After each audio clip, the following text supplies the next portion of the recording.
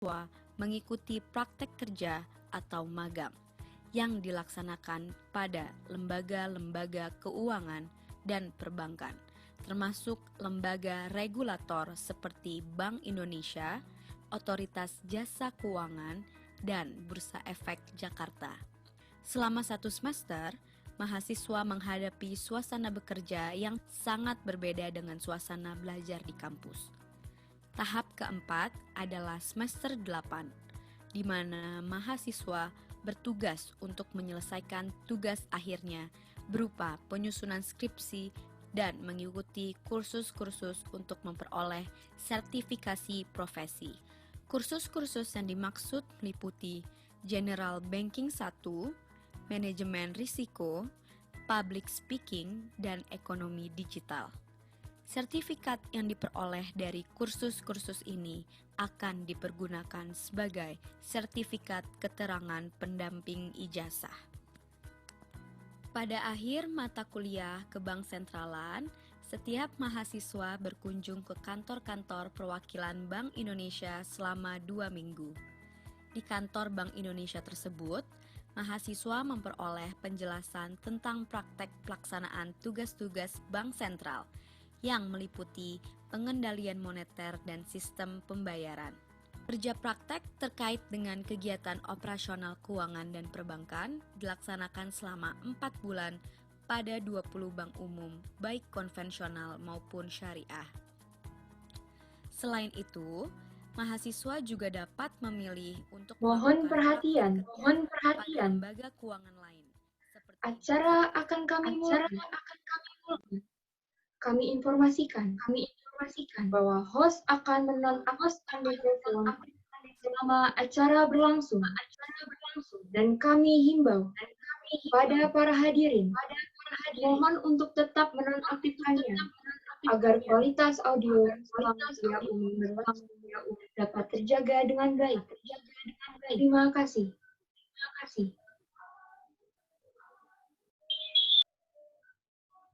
Assalamualaikum warahmatullahi wabarakatuh. Selamat pagi dan salam sejahtera untuk kita semua. Yang terhormat, Ibu Dr. Kusumaningtuti Sandiharni Sutiono, SHLLM, Ketua Indonesia Banking School. Yang terhormat, Bapak Yudi Yunardi, MM, Senior Business Analyst, Indivara Group, selaku pembicara.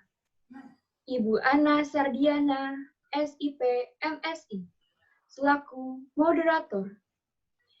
Yang kami hormati, Bapak Dr. Sparta, SE, MEAK, Wakil Ketua 1.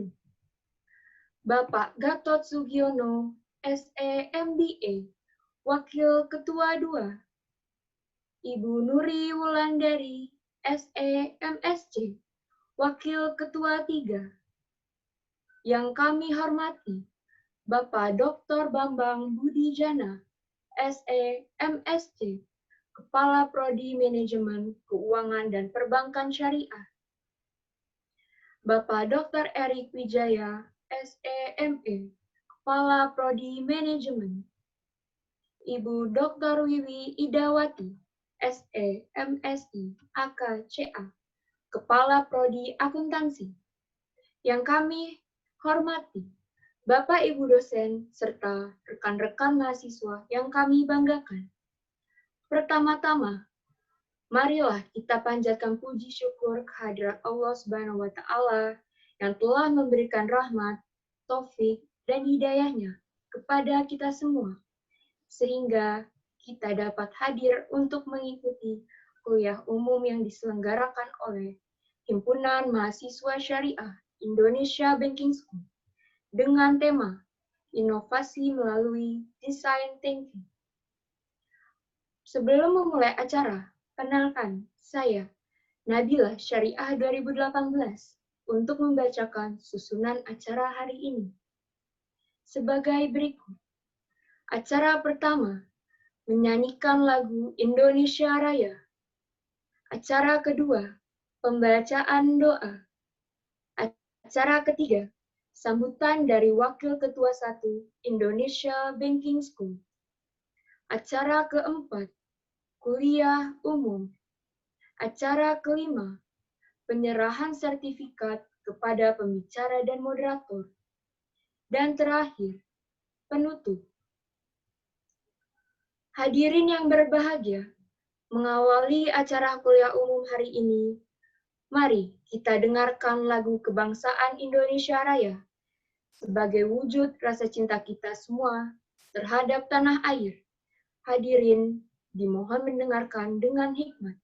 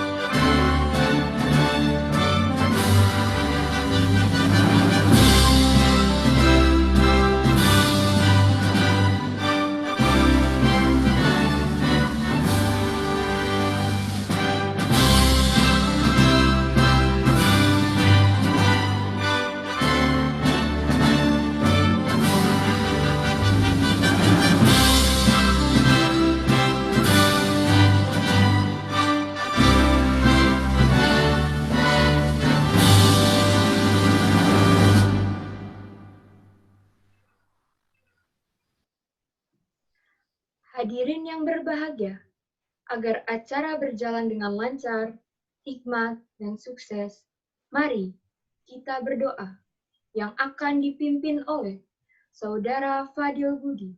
Kami persilahkan. Assalamualaikum warahmatullahi wabarakatuh. Yang terhormat Bapak dan Ibu serta kawan-kawan, izinkan saya membacakan doa ini secara Islam dan agama lain dapat menyelesaikannya. A'udzu billahi minasyaitonir rajim. Bismillahirrahmanirrahim. Alhamdulillahi rabbil alamin. Hamdan yuafi ni'amahu ya rabbana walakal hamdu walakal syukru. Allahumma sholli ala Muhammadin fil awwalin wal akhirin. Allahumma ya Allah ya Tuhan kami, dengan mengucapkan puji dan syukur kehadirat-Mu atas segala rahmat dan karunia-Mu yang telah Engkau limpahkan kepada kami, pada para pemimpin kami, pada masyarakat dan negara kami. Allahumma ya Allah ya Rabbana ya Karim. Pada pagi ini kami akan melaksanakan kulum dengan tema inovasi melalui desain thinking. Ditujukan tidak lain hanya untuk memperoleh ridho-Mu semata. Untuk itu, berilah petunjuk dan bimbingan kepada kami agar kami dapat menjalankannya dengan baik, serta agar ilmu yang akan kami terima dapat bermanfaat dan meningkatkan keimanan kami semua. Ya Allah, berikanlah kepada kami kekuatan untuk menjalankan syariat-Mu dengan baik, dengan mengkonsumsi segala sesuatu yang baik dan halal, serta berikanlah kemudahan dan kelancaran pada acara kulum. Ya Allah, Ya Rahman, Ya Rahim. Rabbana taqabbal minna innaka antas samiul alim wa tub alaina innaka antat tawwabur rahim. Rabbana atina fid dunya hasanah wa fil akhirati hasanah wa qina adzabannar. Wa sallallahu ala sayyidina Muhammadin wa ala alihi wa sahbihi wa sallam. Walhamdulillahi rabbil alamin. Assalamualaikum warahmatullahi wabarakatuh. Terima kasih, Saudara Fadil. Selanjutnya, mari kita dengarkan sambutan yang akan diwakili oleh Wakil Ketua 1 dengan hormat kepada Bapak Dr. Sparta SEMEAK. Kami persilahkan.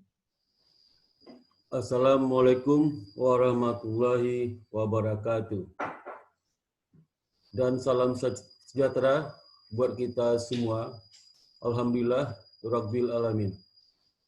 Puji dan syukur, marilah kita panjatkan kehadiran Allah Subhanahu wa taala atas limpahan rahmat, nikmat dan karunia-Nya yang diberikan kepada kita sekalian.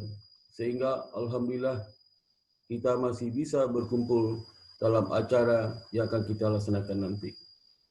Pada kesempatan ini, izinkan kami menyampaikan salam hormat kepada Bapak Ibu pimpinan Indonesia Baking School yang saya hormati, para Kaprodi,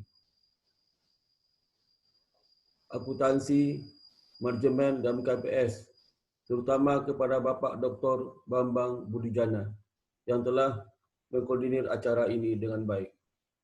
Yang ketiga, Seprodi MKPS, Ibu Puspita SEMBC, Bapak Ibu Kaprodi lainnya yang saya hormati, Bapak Yudi Yunardi sebagai pembicara kulum hari ini. Kemudian kepada Ibu Moderator, Ibu Ana Sardiana, Sarjana Ilmu Pemerintahan MSc, Bapak Ibu dosen Indonesia Baking School yang kami hormati, yang saya cintai juga para adik-adik mahasiswa Indonesia Baking School. Para hadirin yang saya hormati, khususnya adik-adik mahasiswa yang saya cintai. Sebagaimana diketahui bahwa tahun 2020 kita sudah menyusun kurikulum 2020 Merdeka Belajar yang mulai diberlakukan bagi mahasiswa angkatan 2020. Dalam kurikulum ini terdapat mata kuliah ciri khas ABS di samping mata kuliah ciri khas ABS kelompok perbankan, lembaga jasa keuangan, yaitu kelompok mata kuliah digital teknologi. Salah satu mata kuliahnya adalah Design Thinking. Kuliah umum hari ini mengambil tema inovasi Design Thinking yang merupakan bagian dari mata kuliah baru Design Thinking tersebut. Kami sudah merencanakan seri kuliah umum yang akan berlangsung sampai dengan bulan Desember terkait dengan kelompok mata kuliah digital teknologi. Saya harapkan adik-adik mahasiswa selalu mengikuti seri kuliah umum ini, di samping kuliah-kuliah umum lainnya yang tentu juga sangat menarik. Diperkirakan jumlah kuliah umum yang sudah dan akan dilaksanakan nantinya dalam semester ganjil 2020 ini adalah lebih kurang 18 kali kuliah umum yang akan kami gelar selama semester ganjil ini. Di samping juga mata kuliah umum pembimbingan untuk mahasiswa IBS. Acara kuliah umum ini adalah kegiatan rutin yang dilakukan oleh IBS. Keikutsertaan mahasiswa dalam kuliah umum adalah wajib. Kewajiban mahasiswa untuk mengikuti kuliah umum sebagai salah satu syarat untuk sidang skripsi adalah minimal 12 kali. Para hadirin yang saya hormati, untuk membuat desain sebuah solusi, terutama yang dalam bentuk produk atau aplikasi, tentunya dibutuhkan metode yang akan menjadi arahan dalam proses pembuatan dan perancangan. Namun, dengan seiringnya perkembangan zaman, esensi dan dari proses desain semakin berubah dan berevolusi. Desain bukan hanya sekedar membuat sebuah produk atau aplikasi yang akan laku di pasaran, memiliki bentuk yang indah dan menarik, atau mudah untuk dibuat. Tetapi desain sekarang ini adalah mengenai menciptakan sesuatu yang diinginkan dan dibutuhkan oleh pengguna atau orang-orang yang membutuhkannya. Design thinking adalah salah satu metode baru dalam melakukan proses desain. Design thinking merupakan metode penyelesaian masalah yang berfokus pada pengguna atau user. Design thinking sendiri dipopularkan oleh David Kelley dan Tim Brown, pendiri IDEO, sebuah konsultan desain yang berlatar belakang desain produk berbasis inovasi. Design thinking memiliki beberapa elemen penting, yaitu people center. Dalam metode ini perlu ditekankan bahwa setiap tindakan yang dilakukan berpusat pada apa yang diinginkan dan dibutuhkan oleh user. Yang kedua, highly kreatif. Dalam menggunakan metode ini, dapat digunakan kreativitas sebebasnya. Tidak perlu aturan yang berlaku terlalu kaku dan baku. Yang ketiga, hands-on. Proses desain memerlukan percobaan langsung oleh tim desain, bukan hanya pembuatan teori atau sebuah gambaran di kertas. Yang terakhir, keempat, iteratif. Itu proses desain merupakan sebuah proses dengan tahapan-tahapan yang dilakukan berulang-ulang untuk melakukan improvisasi dan menghasilkan sebuah produk atau aplikasi yang baik. Proses dengan metode design thinking akan menghasilkan produk-produk yang tidak hanya dapat dijual atau menggunakan teknologi paling canggih, tetapi metode ini juga menggabungkan kebutuhan user atau pengguna dengan kemampuan teknologi yang sesuai dan tetap membuat sesuatu yang dapat berhasil sebagai sebuah bisnis, khususnya di lembaga jasa keuangan. Dengan demikian, dapat kita katakan bahwa design thinking dapat membangun inovasi model bisnis perusahaan. Para mahasiswa yang saya cintai, semoga kuliah umum yang sangat menarik ini nantinya dapat bermanfaat bagi adik-adik mahasiswa dalam menambah wawasan dan inovasi dalam menyelesaikan masalah-masalah di dunia bisnis nantinya, dan dapat membangun inovasi produk serta model bisnis, terutama di lembaga jasa keuangan. Demikian yang dapat saya sampaikan. Semoga acara ini dapat berjalan dengan baik dan selalu dilindungi oleh Allah Subhanahu wa taala. Amin ya rabbil alamin. Wabillahi taufiq wal hidayah. Wassalamualaikum warahmatullahi wabarakatuh. Terima kasih kepada Bapak Dr. Sparta, SEMEAK. Hadirin yang berbahagia, mari kita ikuti dan simak bersama kuliah umum dengan tema Inovasi Melalui Design Thinking dengan pembicara Bapak Yudi Yunardi, MM, dan moderator Ibu Ana Sardiana, SIP, MSI.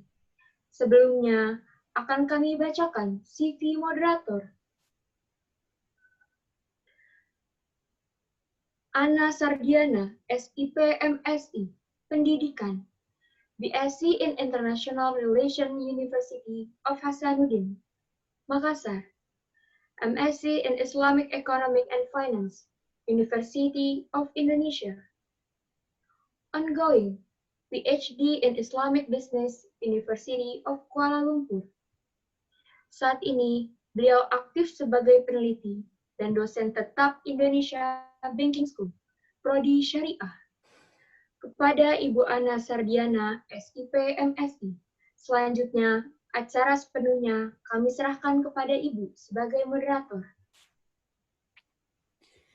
Baik, semangat pagi semuanya. Semoga semuanya sehat walafiat dimanapun kita berada ya. Amin ya robbal alamin.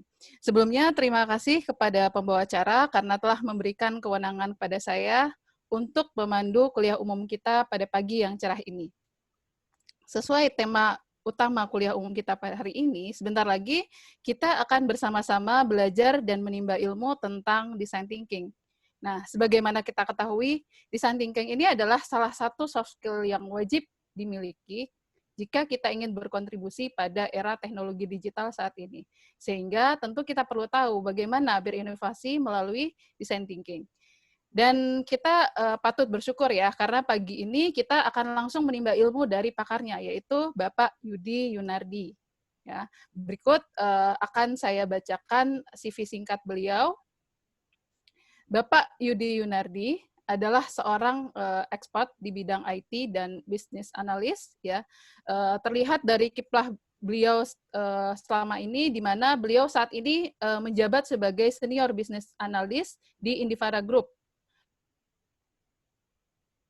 juga sebagai senior business analyst di FIF Group, Bluebird Group, PNMIM, dan beberapa perusahaan lain, yang menggambarkan kepakaran beliau sebagai senior di business analyst. Ya. Selain itu, beliau juga seorang konsultan, mentor, dan developer pada beberapa proyek startup. Melalui expertise beliau ini, pagi ini kita akan belajar bagaimana berinovasi melalui design thinking.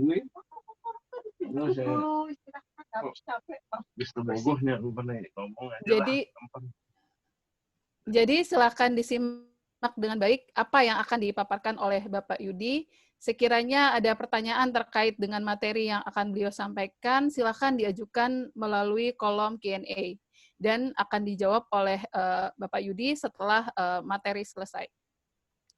Baik, untuk mempersingkat waktu, langsung saja saya persilahkan kepada Bapak Yudi untuk menyampaikan materinya pada kita semua. Silakan pada Pak Yudi, waktu Bapak kurang lebih 60 menit untuk menyampaikan materi.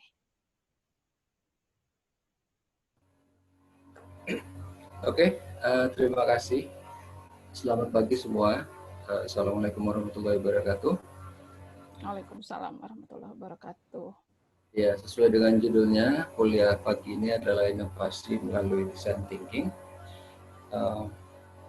Ya, tadi seperti yang sudah dikatakan oleh Bapak Sparta dan Ibu Ana, bahwa ini ilmu yang relatif baru dibentuk sebenarnya, tapi penerapannya sudah cukup lama, walaupun dulu mungkin belum ada namanya. Nanti kita akan lihat dari materi saya. Contoh-contohnya seperti apa. Oke.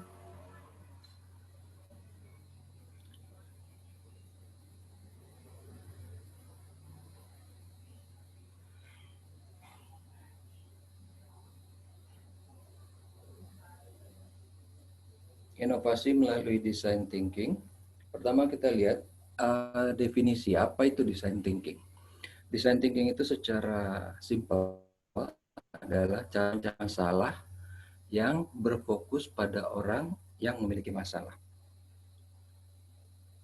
Nah, apa itu inovasi? Inovasi itu adalah penyempurnaan yang signifikan dari sebuah penemuan. Apa bedanya inovasi sama penemuan? Penemuan itu kalau orang menciptakan sesuatu yang sebelumnya belum ada. Itu penemuan. Jadi contohnya, kalau Wright Brothers dia menemukan sebuah pesawat terbang, itu dikatakan penemuan karena sebelumnya belum pernah ada benda yang namanya pesawat terbang. Oke, sekarang ini adalah hal yang penting untuk di design thinking, yaitu trilogi dari inovasi. Maksudnya gimana? Jadi dalam inovasi itu ini yang di tengah, irisan dari ketiganya. Jadi dia harus memenuhi syarat viable, visible, sama desirable. Jadi viable itu dilihat dari sisi bisnis, laku dijual ya secara singkat. Visible itu dimungkinkan oleh teknologi yang ada sekarang. Desirable itu diinginkan oleh manusia. Contoh, kalau ada orang pengen membuat mobil yang sekuat Ferrari, secepat Ferrari, secanggih Ferrari, namun dengan harga yang semurah Toyota Ayla, maka walaupun banyak pasti orang yang pengen, namun hal itu tidak dimungkinkan dengan teknologi yang ada. Oke. Zaman sekarang, untuk menciptakan sesuatu, walaupun benda yang amat teknis sekalipun, tetap diperlukan disiplin ilmu lain. Karena masyarakat saat ini tidak hanya menuntut spesifikasi teknis yang tinggi, namun juga ergonomis, warna yang enak dipandang, nyaman, dan lain-lain. Oke, design thinking itu menitik beratkan pada logika, imajinasi, intuisi, dan logika sistematis untuk menelaah kemungkinan yang terjadi dan menciptakan hasil akhir yang diinginkan dan bermanfaat bagi pengguna atau pelanggan. Kita akan lihat apa bedanya logika dengan logika sistematis. Logika akan mengatakan bahwa ini ada gelas jatuh pecah. Logika sistematisnya, gelas itu terbuat dari kaca, ketika jatuh dia akan pecah, jatuhnya mungkin karena tersenggol, dilempar, atau licin. Sehingga oleh manusia dibuatlah gelas yang dari kaca tahan banting. Jadi kaca yang dipanaskan berulang-ulang sehingga menjadi tempered glass.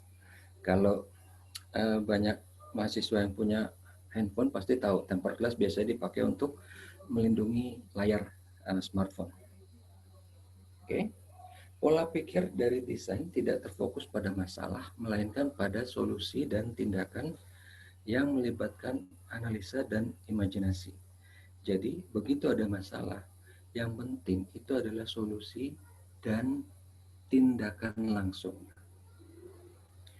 Di dalam design thinking, kita menyingkirkan berpikir kritis dan menghakimi. Karena kita ingin mengumpulkan ide sebanyak-banyaknya, segila apapun ide tersebut. Itulah sebabnya dalam design thinking, kita menitik beratkan pada visualisasi dalam memecahkan masalah dengan tidak membatasi opsi yang muncul, sehingga akan memunculkan ide sebanyak mungkin. Design thinking adalah proses berulang yang terus-menerus karena akan selalu ada yang bisa disempurnakan. Oke, sekarang kita bertanya, design thinking buat apa? Ini beberapa kegunaannya, yaitu pertama untuk mencapai standar hidup yang lebih baik, untuk mengadaptasi teknologi yang akan digunakan, untuk mencapai inovasi dan tingkat persaingan, menyempurnakan proses dan kinerja, menciptakan strategi yang lebih baik, dan menciptakan keberlanjutan atau sustainability. Sekarang kita lihat framework atau kerangka kerja dari design thinking. Pertama, berempati. Kedua, menjelaskan masalah. Ketiga, menuangkan ide. Keempat, membuat purwarupa atau prototype. Kelima, melakukan pengujian. Oke. Dalam berempati itu kita harus melihat dari kacamata orang yang bersangkutan. Menghargai dia sebagai manusia, memahami perasaannya, dan mengkomunikasikan pemahaman kita. Saya ada contoh singkat bagaimana empati ini bisa mengubah produk yang tadinya tidak laku menjadi laris. Mungkin pemirsa yang di sini udah pernah dengar yang namanya Airbnb. Waktu awal didirikan, Airbnb itu belum banyak dipakai orang. Pemasukannya masih kurang dari $100 per minggu. Foundernya, Joe Gebbia dan Paul Graham, bingung bagaimana membuat produknya laku. Mereka mengotak-atik desain aplikasi, kode, grafik, dan lain-lain, namun tidak menemukan masalahnya. Ketika salah satu dari founder itu, si Gebbia, dia tidak sengaja menempatkan dirinya sebagai pengguna yang ingin menyewa kamar. Barulah dia melihat bahwa foto-foto yang ada dalam aplikasi amatlah buruk dan tidak menarik. Sehingga Akhirnya mereka mengganti foto-foto kamar pada aplikasi mereka dengan foto profesional yang bagus. Seminggu kemudian, pemasukan mereka bertambah 2 kali lipat. Sekarang, cara berempati itu seperti apa? Pertama, berpikir simpel, berpikir sederhana. Kedua, selalu menanyakan apa, bagaimana, mengapa. Ketiga, mempelajari pengguna dalam foto dan video. Yang selanjutnya, membuat jurnal foto dan video personal. Terus berinteraksi langsung. Berikutnya, berinteraksi dengan pengguna yang paling ekstrim, berempati dengan analogi, memberikan cerita yang menginspirasi, body storming, terakhir the takeaway. Oke, ini ada beberapa yang mungkin agak asing. Saya akan jelaskan. Pertama, berempati dengan analogi itu maksudnya gimana? Misalnya gini, kita lagi mau bikin suatu diskusi design thinking mengenai bagaimana menyempurnakan screening di bandara. Kan kalau di bandara kita begitu masuk atau keluar kita akan diperiksa. Nah, di situ misalnya ada beberapa orang yang diajak diskusi, salah satunya ini adalah orang yang punya posisi tinggi, gajinya 500 juta sebulan, bajunya jasnya Armani, sepatunya Belly, jamnya Rolex, tasnya atas Tony, mewah sekali. Dia sebulan bisa puluhan kali ke luar negeri, bolak-balik bandara. Waktu didiskusikan, ini kita di bandara, orang banyak yang komplain karena merasa dicurigain di waktu di screening di bandara. Dia nggak akan ngerti maksudnya apa. Karena apa? Waktu dia jalan, orang juga udah takut. Lihat, ini siapa nih? Ini kayaknya CEO, ini kayaknya mungkin menteri atau staf ahli atau siapa. Dia nggak akan pernah diperlakukan aneh-aneh di bandara. Jadi, di situ kita harus tanda kutip membantu dia berempati dengan cara, Mas, orang lain merasakan seolah-olah dicurigain, kayak maling ayam waktu di bandara. Di situ baru dia bisa mengerti. Karena selama ini puluhan kali dia bolak-balik bandara, dia nggak pernah ngalamin apa-apa. Itu berempati dengan analogi. Body storming. Body storming itu dalam dunia desain thinking, kita harus ujung akhirnya menghasilkan sesuatu yang tangible, actionable item, sesuatu yang berwujud, entah itu produk ataupun jasa. Nah, body storming itu kita membayangkan seolah-olah produk itu sudah ada di antara kita, kira-kira apa yang akan terjadi. Itu body storming. Yang terakhir, the takeaway. The takeaway ini, tadi saya sudah sempat singgung, bahwa dalam berempati, itu kita bukan cuman menunjukkan perasaan. Jadi contohnya gini, saya punya foto, ini anak kecil kelaparan. Saya kasih tunjuk ke A. Si A bilang, oh kasihan ya. Oke. Saya kasih tunjuk ke B. Oh kasihan ya. Itu bukan empati.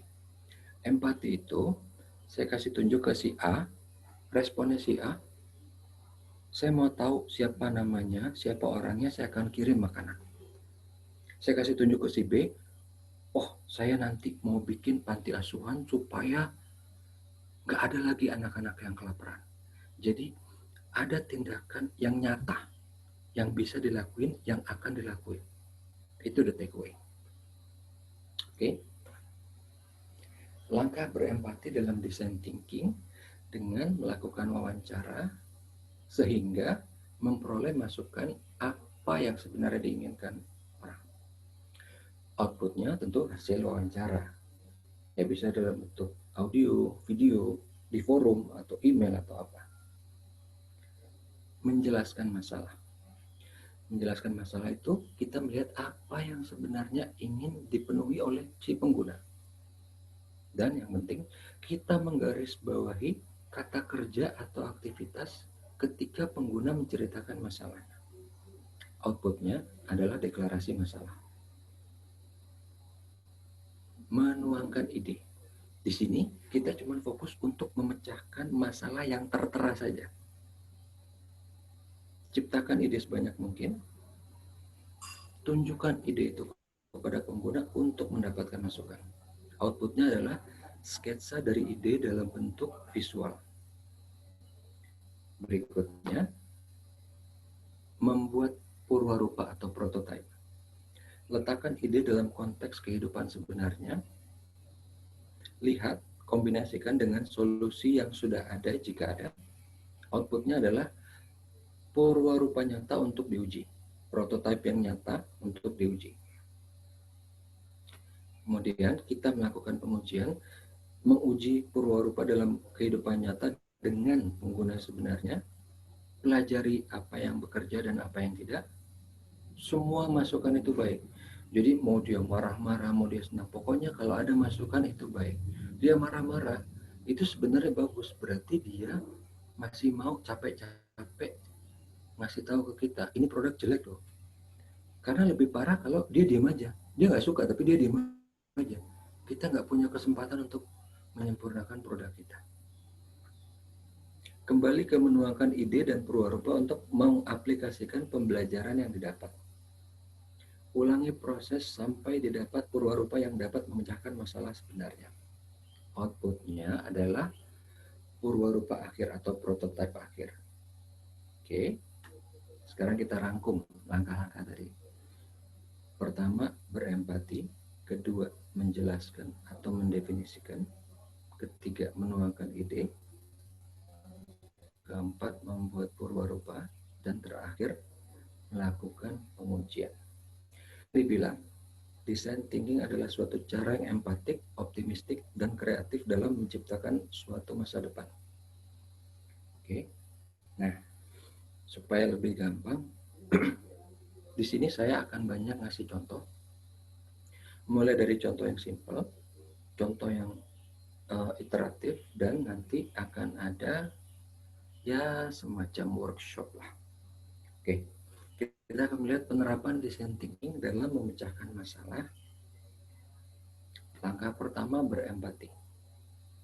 Di sini kita mendengarkan keluhan dari orang yang sudah tua.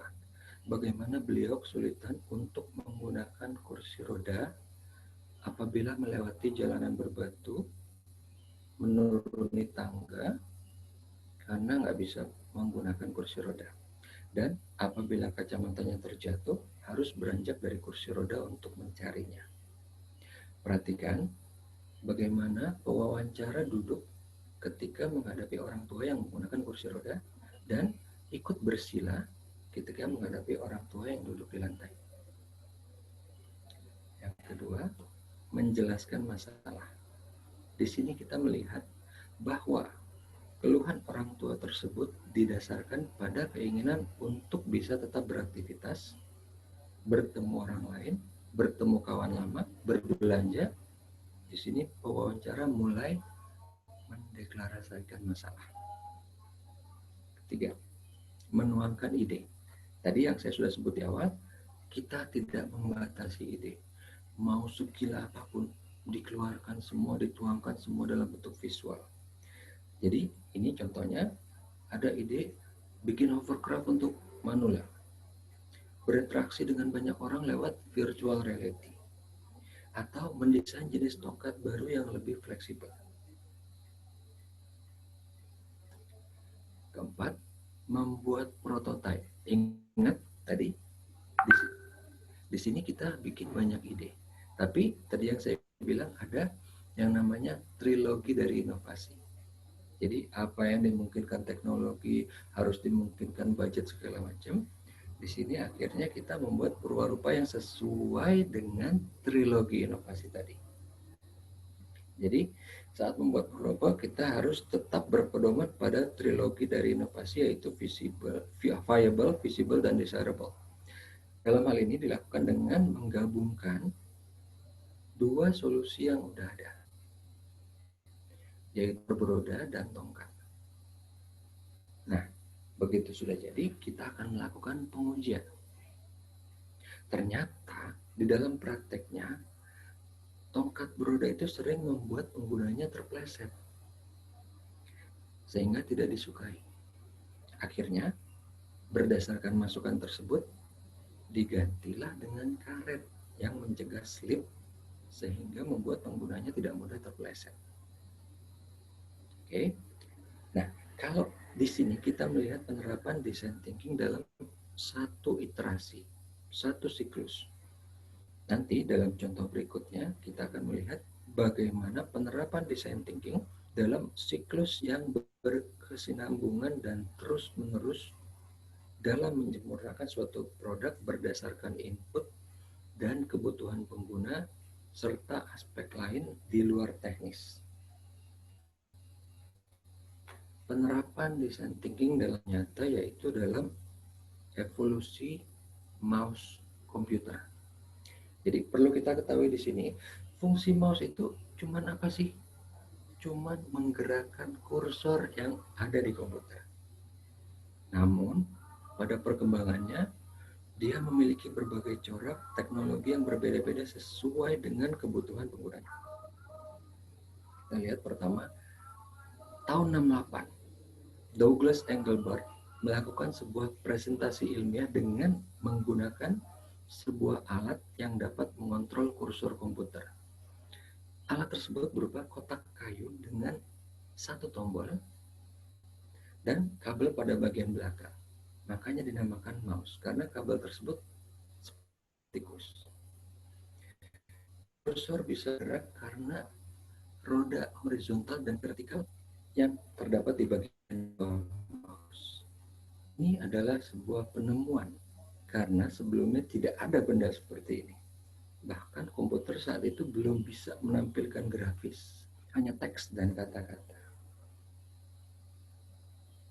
Tahun 1972, Telefunken menyempurnakan desain tersebut karena kalau pakai roda horizontal dan vertikal, itu menyulitkan untuk bergerak secara luas. Kedua roda tersebut digantikan dengan sebuah bola yang ditempeli sensor horizontal dan vertikal di bagian bawah. Benda tersebut dinamakan Telefunken Rollkugel atau rolling ball. Penggunaan bola membuat mouse tersebut dapat bergerak secara luas dan tidak melelahkan penggunanya. Namun, peletakan kabel di belakang seperti desain awal yang asli ini, itu menyulitkan karena mudah kelilit oleh pergelangan tangan sendiri ketika menggunakan mouse. Kemudian, tahun 1982, Logitech memperkenalkan mouse P4 yang berbentuk hampir sama dengan Telefunken Rollkugel, namun kali ini dengan kabel di bagian kiri depan supaya nggak gampang terlilit. Mouse ini memiliki 3 tombol, tapi tidak lagi menggunakan bola, namun motor optik. Namun harganya mahal sehingga hanya digunakan pada workstation grafis yang mahal saat itu. Setahun kemudian, Logitech mengeluarkan mouse C7 sama tombolnya 3. Ini balik lagi menggunakan bola sehingga harganya bisa lebih murah, bisa diakses oleh masyarakat umum. Jadi ini balik ke teknologinya si Telefunken Rollkugel. Di tahun yang sama, Apple juga memperkenalkan mouse untuk komputer Lisa yang menggunakan satu tombol tapi tetap menggunakan bola untuk sensornya. Kemudian di tahun 85, pertama kali Logitech memperkenalkan wireless mouse atau mouse tanpa kabel. Sensor di bawahnya tetap bola, tapi di sini kita lihat jangkauan dari wirelessnya itu masih sangat pendek. Makanya kenapa kabelnya panjang? Karena di sini wirelessnya masih menggunakan inframerah, bukan pakai Bluetooth, RF atau apa. Di tahun ini, mouse mulai banyak digunakan karena Apple dan Microsoft mengeluarkan operating system yang memerlukan mouse sebagai alat input. Kemudian, tahun 91, mouse dengan sensor bola diperkenalkan menggunakan transmitter yang lebih canggih. Transmitter yang lebih kecil, jangkauannya lebih jauh. Karena menggunakan frekuensi radio. Di tahun ini penggunaan mouse makin meledak dan memasyarakat karena kepopuleran dari Windows 3.0, 3.1, dan 3.11. Namun, penggunaan sensor bola memiliki kekurangan, yaitu tinggi rendah, cepat kotor, karena roda yang bergesek terus-menerus akan membuat kotoran menumpuk pada bagian sensor. Kemudian, tahun 2000 diciptakanlah mouse dengan sensor optik. Kita ingat tadi, pertama kali Logitech sudah bikin tapi masih mahal. Mouse sensor optik yang ini berharga murah, tapi tetap menggunakan kabel. Karena kabel kembali dipergunakan karena saat itu teknologi wireless belum memungkinkan untuk mengakomodir sensor optik yang memiliki tingkat presisi tinggi. Pada tahun yang sama, Apple juga mengeluarkan mouse Pro yang memiliki satu tombol, tapi tombolnya tersembunyi. Jadi kaca yang besar, akrilik yang besar ini adalah tombol. Jadi kalau ditekan ke bawah, dia bunyi klik.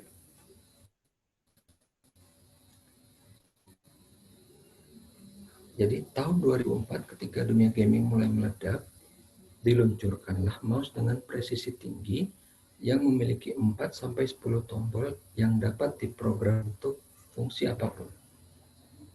Kemudian di tahun 2016 mulailah diperkenalkan mouse wireless dengan teknologi Bluetooth yang tidak memerlukan transmitter karena rata-rata notebook dan komputer sudah memiliki fungsi Bluetooth yang terintegrasi sehingga nggak perlu lagi transmitter.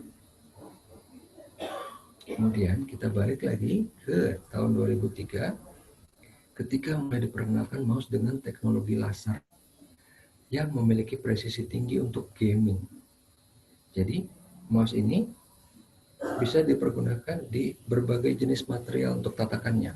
Nggak harus pakai mousepad, bisa di kayu, bisa di kaca, bisa di besi, bisa di tembok.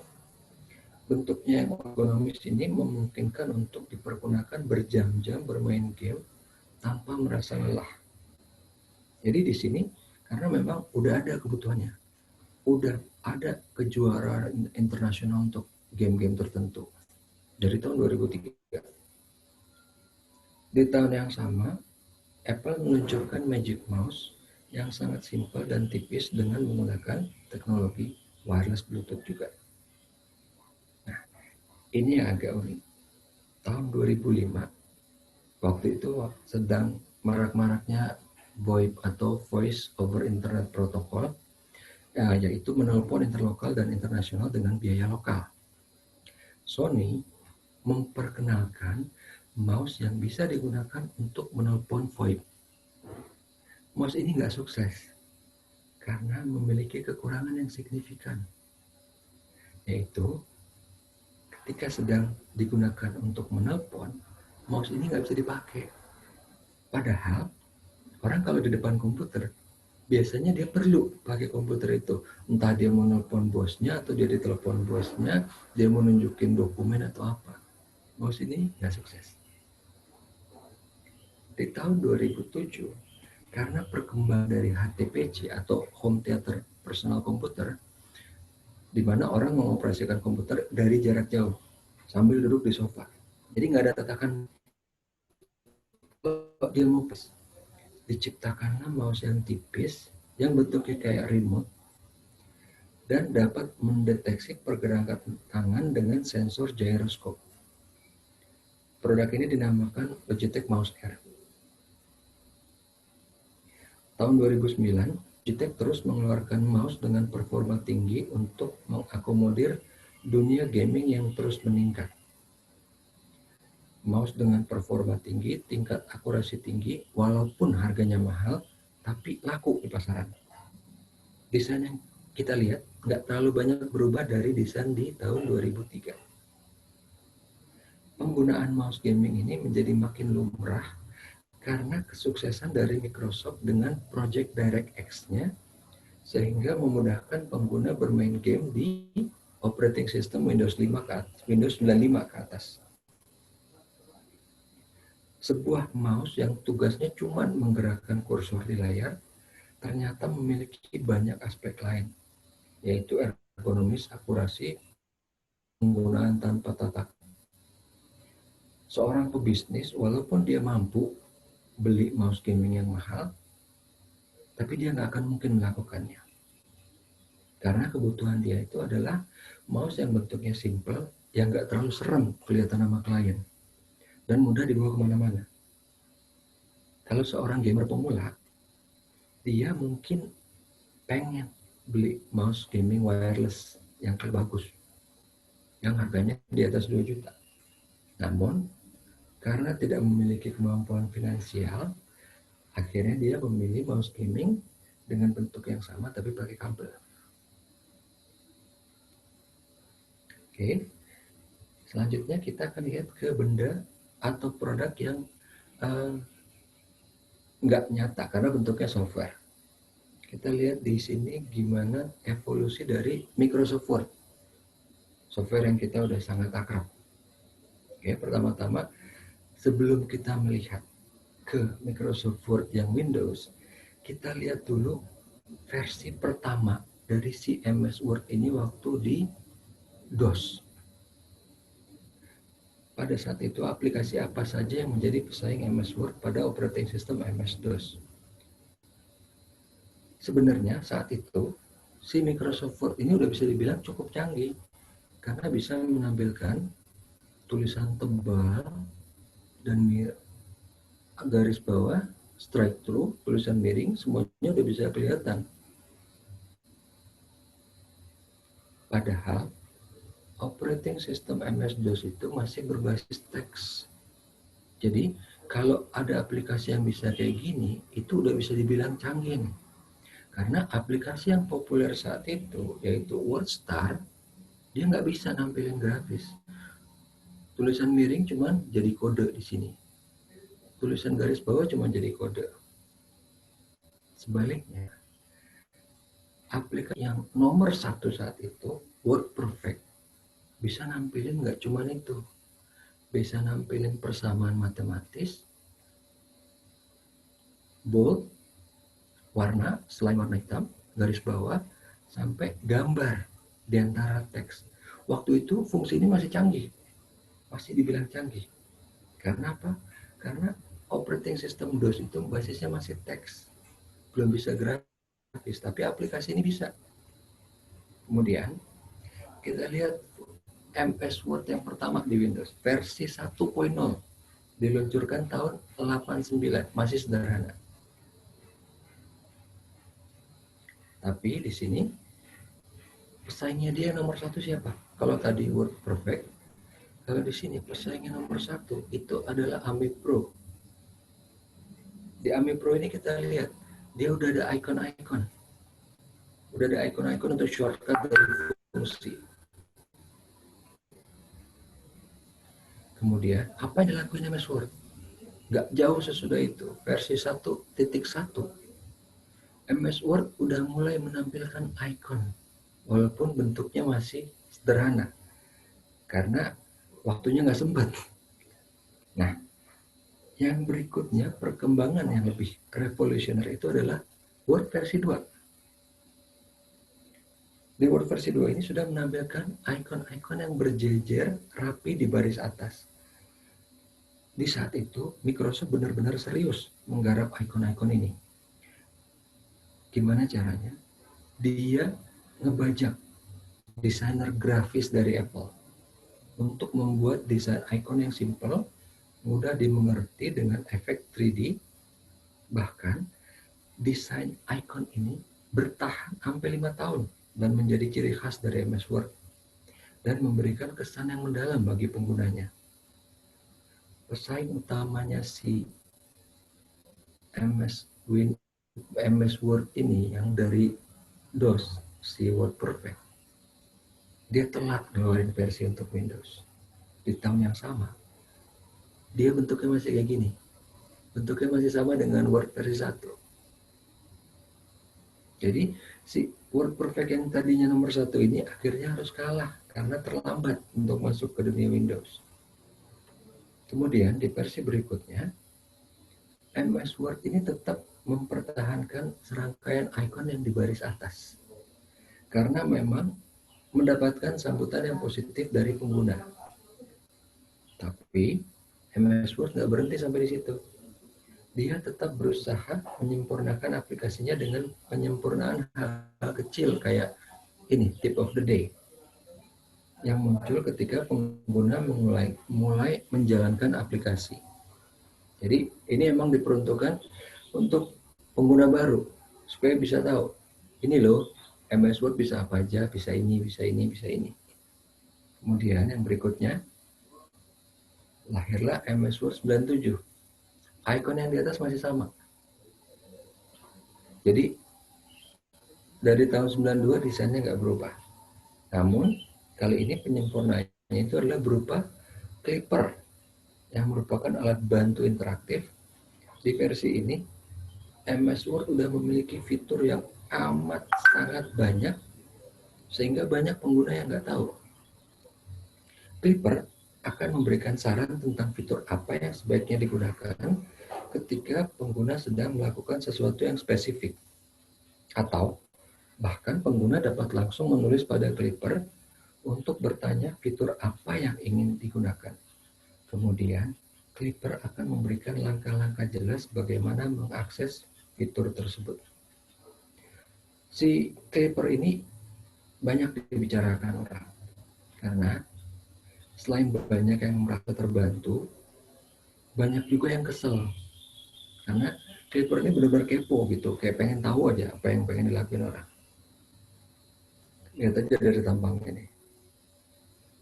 Terus, tahun 2007, desainnya udah dirombak sama sekali. MS Word mulai memperkenalkan fitur yang namanya Office Ribbon. Jadi, bukan cuma serangkaian shortcut dari fungsi, tapi di sini menu udah nggak ada, udah hilang. Jadi, menu file, edit, view itu udah nggak ada, udah langsung digantikan oleh fungsi ribbon. Jadi ini adalah sederetan icon yang dipisahkan oleh tab. Nih, tabnya. Jadi nanti begitu kita klik sini, ganti lagi deretan ini ganti lagi. Nah, fungsi ribbon itu yang pertama yang paling kiri, itu home. Nih, fungsi home ini. Di sini adalah fungsi-fungsi yang paling sering digunakan oleh pengguna umum. Sebagai catatan, ini fungsi ribbon ini pertama kali muncul di WordStar versi DOS yang tadi. Jadi, bagaimana Microsoft tahu nih, ini taruh di sini, yang mana yang mau taruh di sini, mana yang taruh di sini. Itu dari riset kepada ribuan pengguna. Mana yang perlu ditaruh di home, kenapa yang harus ditaruh di sebelah sini paste, kenapa yang di sini apa, kenapa yang di sini apa, itu semua dari riset ke ribuan pengguna. Nah, desain ini lebih bernuansa biru karena secara psikologis biru itu lebih meningkatkan produktivitas. Ingat Clipper tadi, sekarang bentuknya udah lebih manusiawi. Bentuknya cuma tanda tanya aja. Tapi sebenarnya fungsinya jauh lebih ampuh. Karena menggunakan kecerdasan buatan dan bisa memprediksi apa yang dibutuhkan pengguna ketika pengguna bertanya. Juga dapat langsung terhubung ke internet untuk menemukan solusi dari apa yang ditanyakan oleh pengguna. Nggak cuma di websitenya Microsoft, tapi juga di website apapun yang menyediakan jawaban dari pertanyaan yang diajukan pengguna. Di luar itu, MS Word juga menggunakan format baru yaitu DOCX. Sebelumnya formatnya DOC, yang menggunakan Extended Markup Language sehingga ukuran filenya jadi lebih kecil. Di versi ini juga Microsoft memperkenalkan default font yang baru yaitu Calibri yang lebih segar daripada Times New Roman yang udah kelihatan tua banget. Font ini selain menunjukkan kehebatan teknologi dari clear type-nya Microsoft, juga membuat orang lebih mudah membaca dokumen yang panjang dan meminimalisir rasa lelah di mata. Versi berikutnya, desainnya berubah total. Di sini tetap pakai ribbon style, namun nuansanya udah nggak biru, nuansanya cerah. Tapi di sini tema bisa diganti-ganti. Kalau mau pakai warna biru yang lama bisa. Cuman di sini ikonnya beda, ikonnya udah flat. Kalau tadi ikonnya kayak timbul, sekarang dibikin flat. Di sini ada satu tab tambahan, yaitu desain. Ini bukan fitur baru, namun merupakan penggabungan dari fitur-fitur yang udah ada, di mana kita bisa merubah desain dari dokumen sekaligus. Heading, body text, spacing, font, warna latar, segala macam. Kenapa tadi saya bilang ada penambahan fitur yang berarti? Karena fitur di MS Word itu udah banyak banget. Oke, kita lihat di versi berikutnya, di versi 2016, itu seperti kita lihat nggak terlalu banyak perubahan, walaupun di sini pertama berubahnya itu karena layar udah makin lebar, dia bisa desainnya lebih ke samping sehingga ikonnya lebih kecil-kecil.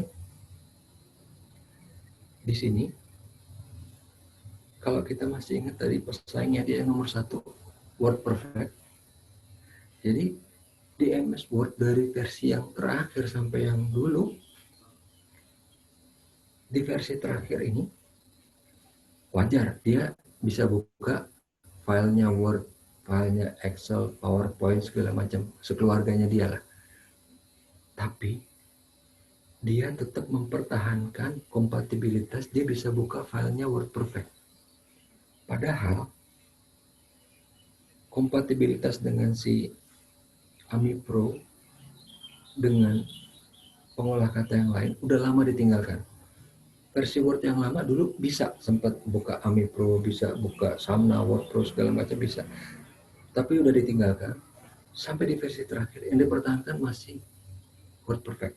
Kenapa? Karena masih banyak yang pakai ternyata. Di mana? Yang pakai biasanya perusahaan hukum, perusahaan legal.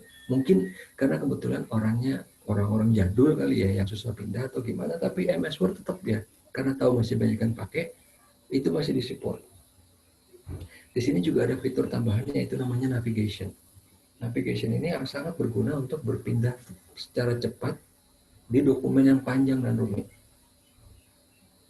Sekarang, apa yang bisa disimpulkan dari evolusi MS Word ini dengan kaitannya dalam rangka kerja design thinking? Pertama, belajar dari pesaing. Proses penyempurnaan terus-menerus, walaupun sudah menjadi nomor 1. Pelibatan berbagai disiplin ilmu dalam membuat suatu aplikasi pengolah kata. Menciptakan font baru yang mendukung fungsi pengolah kata. Penggunaan warna yang meningkatkan produktivitas secara psikologis. Mendengarkan keluhan pengguna untuk memperbaiki kekurangan maupun untuk membuat fitur baru.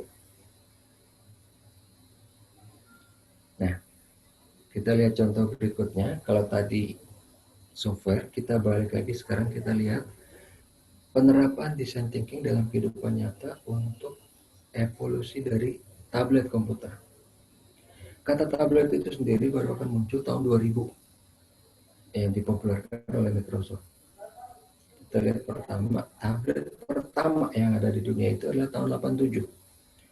Linus, pembuat operating system Linux, dia menciptakan right-top tablet, komputer tanpa keyboard yang dapat menerima input dari tulisan tangan. Ini tentulah sesuatu yang menakjubkan karena saat itu kemampuan grafis dari komputer masih amat sangat terbatas. Dan yang pasti benda ini beratnya 4 kilo. Di tahun yang sama, NEC juga menciptakan inovasi yang sangat mendahului zaman. Jadi laptop NEC Versa P50 ini layarnya bisa dicabut, bisa dilepas, ditempeli modul baterai sehingga layar tersebut bisa berfungsi kayak tablet. Bayangin, tahun 87. Sayangnya, saat itu orang belum menemukan kegunaan tablet itu apa. Internet dulu belum ada, belum cepat kayak sekarang. Jadi, cuman buat lihat dokumen aja gitu. Namun, alat ini nantinya akan jadi inspirasi bagi Microsoft Surface nanti puluhan tahun ke depan. Nanti kita akan lihat. Tahun 89, Greatpad mengeluarkan komputer yang mirip dengan Write-Top, tapi dengan bobot yang jauh lebih ringan, cuma 2 kiloan. Ya, bagi zaman dulu itu enteng gitu. Greatpad ini cukup populer, sehingga nantinya ini melahirkan device yang namanya Palm, yang merupakan PDA atau Personal Digital Assistant yang sangat populer di tahun 90-an. Tapi sayangnya Palm udah nggak ada sekarang. Oke. Berikutnya, di tahun 91, NEC, sama kayak yang ini tadi, melalui anak perusahaannya, dia menyempurnakan desain dari NEC Versa V50 dengan mengeluarkan tipe NCR 3125 yang pure bentuknya tablet, nggak pakai keyboard. Tapi sekali lagi, karena saat itu internet belum booming, orang awam tuh jadi masih nggak ngelihat apa sih kegunaannya tablet ini gitu. Kemudian nih, tahun 93 Apple mengeluarkan Apple Newton yang dia merupakan PDA dengan kemampuan super. Dia bisa melihat dan membuat dokumen, bisa membuat dan mengirim email lewat modem eksternal. PDA ini juga dilengkapi stylus, bisa juga dihubungkan ke keyboard. Si Apple Newton ini merupakan nenek moyang dari iPad. Yang berikutnya, tahun 96, DEC mengeluarkan produk yang namanya DEC Lectria, yaitu sebuah device berbentuk tablet yang menggunakan layar berwarna, tapi fungsinya cuma buat baca buku. Alat ini nggak begitu laku karena selain harganya mahal, yaitu tadi, kalau orang awam tuh belum lihat apa sih gunanya tablet nih. Tahun 2000, di sini pertama kali istilah tablet diperkenalkan oleh Microsoft. Jadi Microsoft memperkenalkan prototipe atau perwarupa dari sebuah alat yang digunakan sebenarnya cuma untuk coret-coret, bukan lihat dokumen, cuma untuk coret-coret, untuk doodling. Alat ini nggak sempat dilempar ke pasaran, tapi nama tablet udah mulai viral. Tahun 2002, Fujitsu, perusahaan Jepang, dia memperkenalkan tablet berkemampuan sama dengan komputer desktop yang menggunakan keyboard, tapi bisa juga menggunakan stylus. Namanya Fujitsu Stylistic. Jadi walaupun harganya mahal banget, tapi alat ini lumayan banyak dipakai orang, sehingga orang udah mulai kenal apa yang namanya tablet. Tahun 2004, ini NEC kembali mengeluarkan inovasi yang hampir bisa dibilang gak masuk akal, karena ini tablet kayak yang kita kenal sekarang dikeluarkan tahun 2004. Ini adalah komputer full, bisa berjalan di Windows, tapi bobotnya sama dengan iPad. Jadi ini komputer full, bisa jalanin Word, Excel, PowerPoint, bisa main game. Jadi bobotnya sama dengan iPad yang baru nanti dikeluarin 6 tahun lagi. Sayangnya kita nggak banyak kenal karena ini cuma dijual khusus di Jepang. Nah, yang terakhir, ini tablet N800 keluaran Nokia. Sebenarnya ini cukup menjanjikan, tapi akhirnya harus hilang karena apa? Nokia-nya sendiri udah hilang dari dunia nyata. Dari sejarah tablet ini nanti kita akan lihat bagaimana 3 jenis tablet yang sekarang menguasai pasaran, bagaimana mereka dilahirkan, dan perkembangan ke depannya seperti apa. Ini yang pertama, iPad pertama kali keluar 2010. Ini adalah tablet populer sepanjang masa. Namun, karena nenek moyangnya asalnya dari PDA, si Apple Newton, kantoran. Jadi, orang yang pakai iPad pasti tetap akan perlu komputer untuk kerja. Namun, pada generasi terakhir, iPad Pro ini sudah ditujukan untuk bekerja secara full dengan kemampuan jauh melebihi tablet manapun yang ada saat ini. Ini golongan kedua, yaitu Galaxy Tab yang diluncurkan sama dengan Apple, dengan iPad. Pada dasarnya ini adalah smartphone dengan layar yang gede. Tapi di generasi terakhir, Galaxy Tab S7, alat ini mampu melakukan operasi multitasking yang tidak dapat dilakukan device Android lain. Bahkan Samsung menyediakan keyboard khusus yang membuat si S7 ini benar-benar bisa berfungsi kayak notebook biasa. Golongan yang terakhir, ini yang tadi saya bilang terinspirasi dari NEC Versa V50, yaitu Microsoft Surface. Ini sejatinya ya notebook, tapi notebook yang super tipis dengan layar yang bisa dilepas dan digunakan sebagai tablet. Di generasi terakhirnya, Surface tetap mempertahankan desainnya karena dari awal dia memang sebuah komputer penuh yang dapat melaksanakan kerja kantoran, sehingga perubahan yang dilakukan itu cuma terbatas di meringankan bobot dan memperpanjang umur baterai. Dari ketiga device yang berasal dari nenek moyang yang beda-beda nih, fungsi yang awalnya beda, PDA, smartphone, dan notebook, pada akhirnya mereka bertiga berkonvergensi menjadi satu alat yang mirip, yaitu komputer full atau komputer penuh. Kenapa? Karena untuk memenuhi kebutuhan dari pengguna yang paling ekstrim. Kalau pengguna biasanya cuma pakai tablet buat apa sih?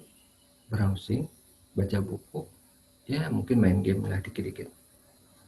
Tapi pengguna profesional, dia menuntut penggunaan yang jauh lebih luas.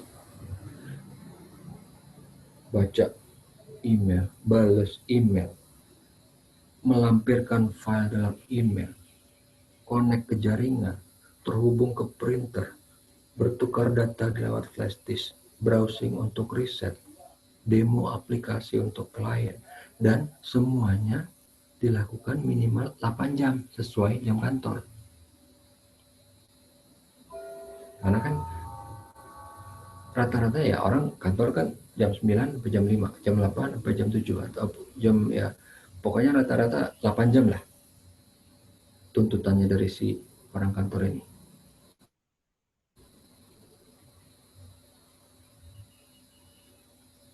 Oke, sekarang kita lihat balik lagi ke software, tapi sekarang kita akan melihat operating systemnya. Bagaimana penerapan design thinking dalam kehidupan nyata untuk evolusi Microsoft Windows. Ini Windows versi 1. Jadi saat itu dia tuh masih belum merupakan operating system. Dia masih merupakan cangkang yang berjalan di atas operating systemnya MS-DOS. Nggak lama kemudian dikeluarkan versi 2. Masih belum bagus juga. Jadi kalau kita lihat dari desain permainan warnanya sini, Ini ketahuan banget nih, yang bikin bukan desainer. Ini yang bikin cuma engineer deh. Dua produk ini nggak sukses di pasaran. Karena saat itu si Microsoft lagi sibuk ngerjain project yang namanya Project OS2. Ini project untuk bikin operating system super untuk IBM. Lihat ini, desainnya sama. Desain ikonnya sama.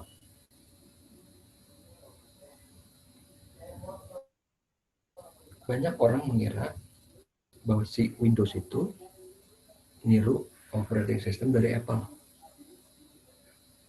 Padahal mereka berdua sebenarnya mendapat inspirasi dari produk yang bernama Vision. Jadi Vision ini mendemokan kemampuan produknya di Computer Expo tahun 82.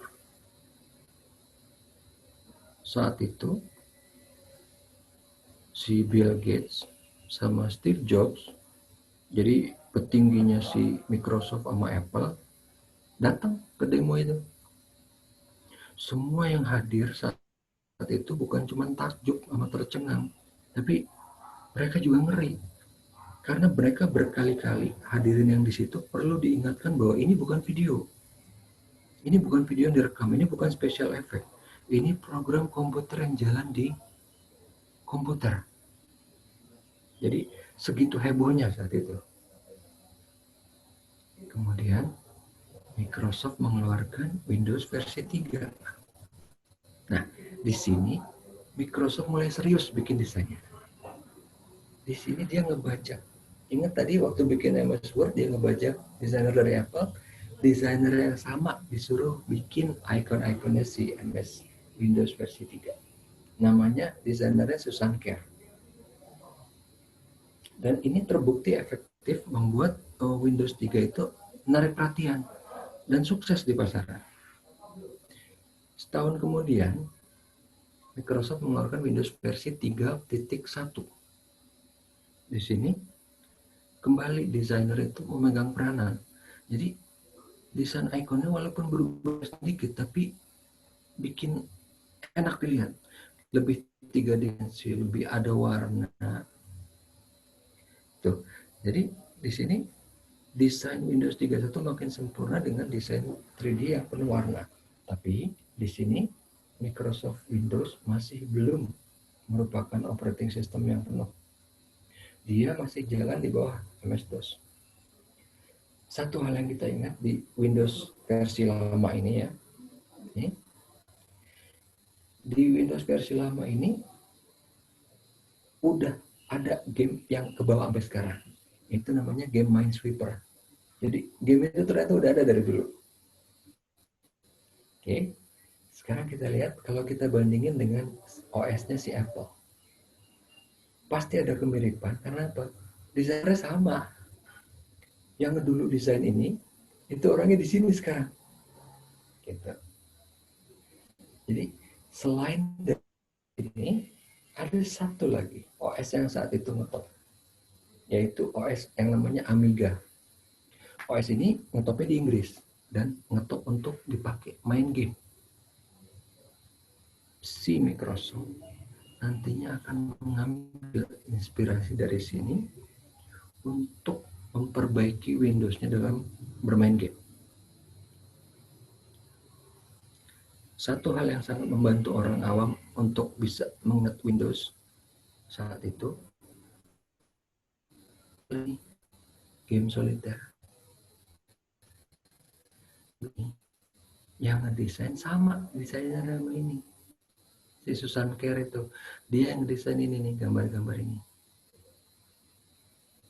Jadi itu kelihatannya, tapi entah secara sadar atau bawah sadar, itu membuat orang awam yang nggak terlalu ngerti tenis nih, ngebuat orang awam jadi gampang mengasosiasikan, oh Windows 31 ya, oh itu soliter ya.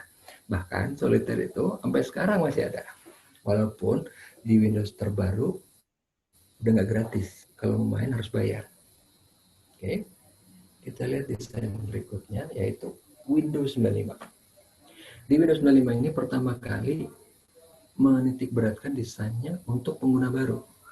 Ingat tadi si MS Word versi 97 yang udah mulai ada tip of the day, sama di sini juga. Dia mulai ada welcome to Windows 95. Tahu nggak mau ngapain, ini apa? Kalau kita pengen lihat tips lain gimana, kita pengen lihat ini apa, tips-tipsnya apa aja, dan apa aja yang bisa dilakuin Windows.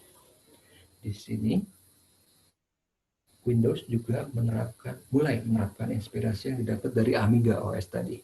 Jadi di sini dia mulai project yang namanya DirectX untuk membuat Windows makin menjadi lebih bersahabat untuk pemain game. Di sini satu hal lagi yang gampang diingat orang awam untuk Windows 95 ini adalah suara. Begitu Windows ini muncul, ada suara. Orang yang pernah pakai Windows 95 ini pasti tahu suaranya. Yang lucu apa? Yang bikin suara itu seorang musisi. Dia nggak pernah pakai Windows. Dia nggak suka Windows. Dia sukanya Apple. Dia fanatik sama Apple. Tapi dia bikin suara untuk Windows ini.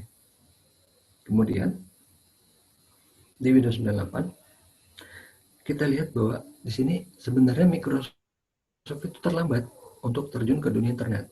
Karena baru di tahun 98, Windows bisa menampilkan widget yang terhubung secara langsung ke internet.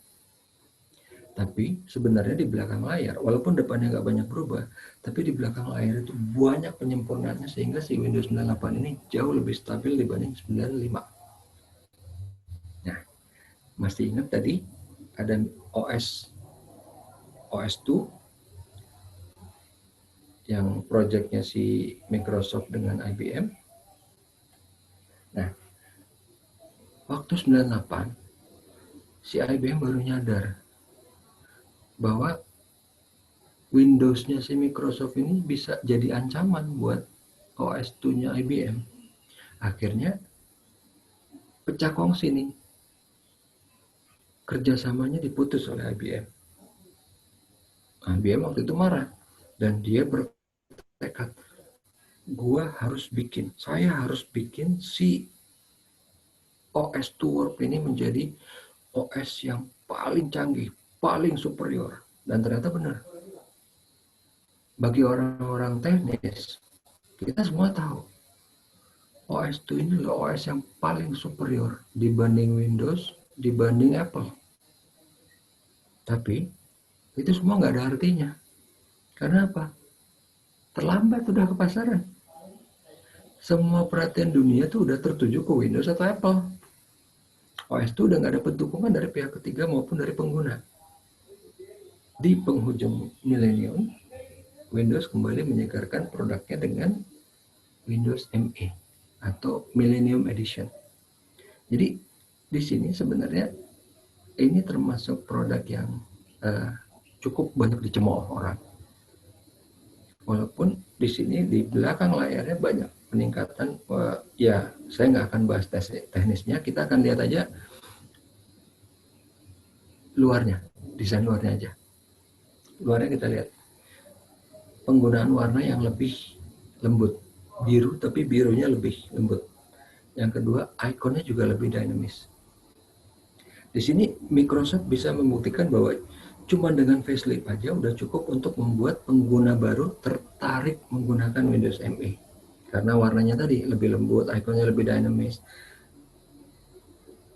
Nah, yang tadi saya bilang, walaupun nggak terlihat oleh orang awam, disinilah Windows itu mulai menjadi OS yang penuh.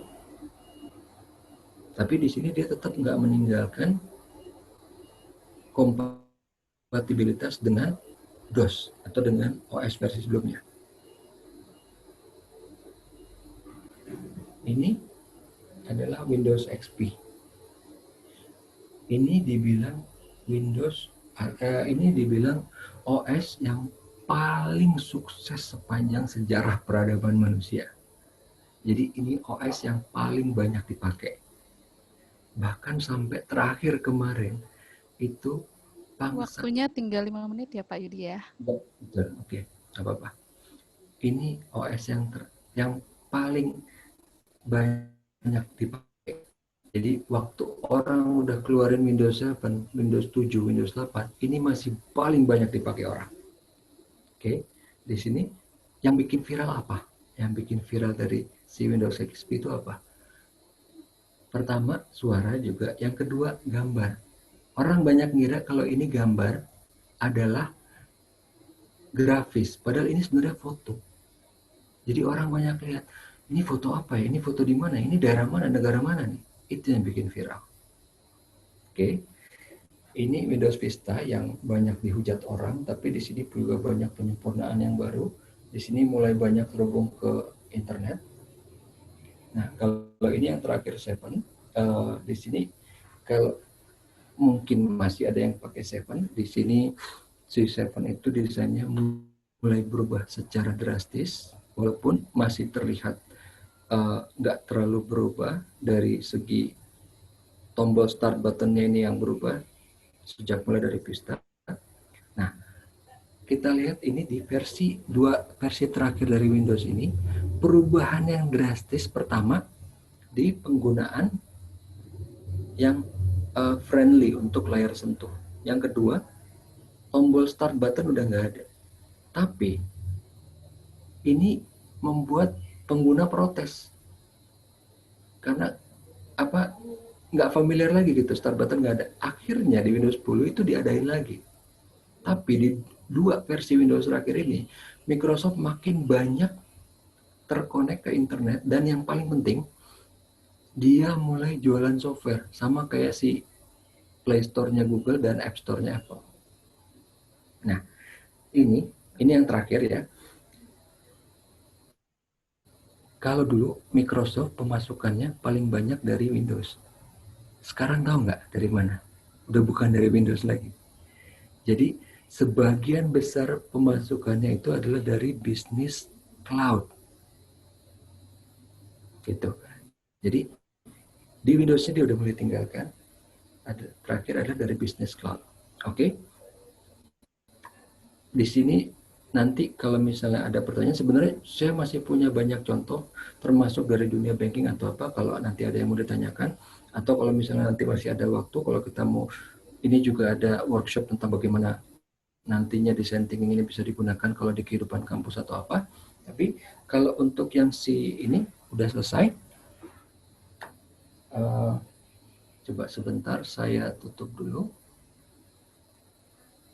Ini udah pertanyaan.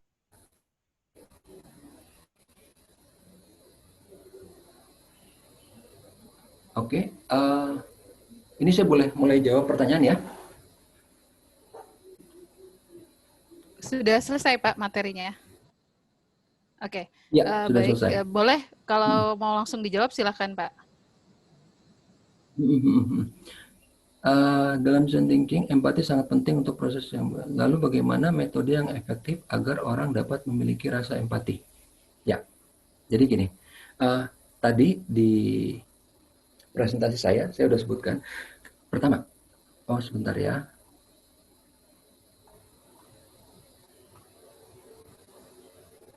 Oke. Pertama, empati itu sebenarnya emang agak-agak ngambang psikologis. Jadi gimana caranya supaya orang bisa punya rasa empati?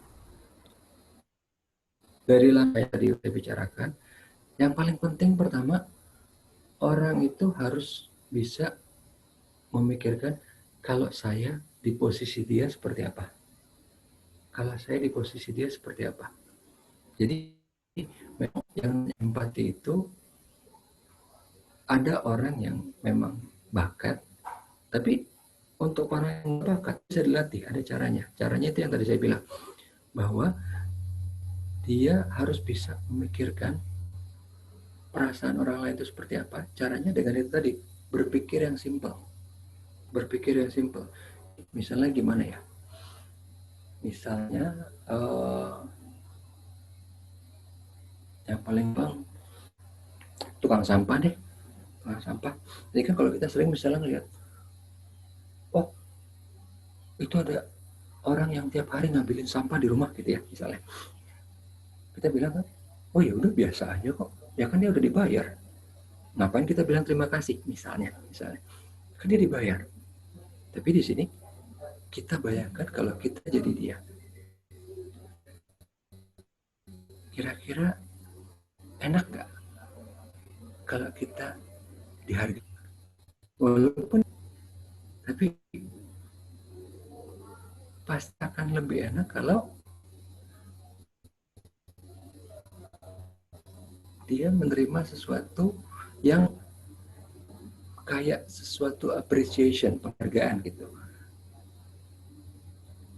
Jadi itu memang ada cara-cara khusus untuk melatih, tapi langkah-langkahnya itu sama seperti yang tadi saya sudah bilang situ. Empati. Terus bentar, oh ini sisanya di chat. Inovasi melalui design thinking dalam dunia perbankan. Oke, ini dia untuk perbankan ya. Kalau untuk perbankan itu ada satu contoh. Jadi banknya itu Bank of America. Jadi judul inovasinya adalah Keep the Change. Caranya tuh gimana? Jadi itu dia melihat apa sih kesulitan orang yang paling gampang, yang paling sering. Kesulitan orang yang paling sering itu apa sih? Pertama, nggak bisa nabung. Nggak bisa nabung. Itu mungkin dialamin banyak orang. Saya dialamin oleh rekan-rekan. Jadi kesulitan untuk nabung. Bank of America sebenarnya ini bukan penemuan, tapi ini inovasinya cukup mudah. Dia menciptakan debit card yang bisa untuk nabung. Gimana cara nabungnya? Ini debit card waktu dipakai ke toko.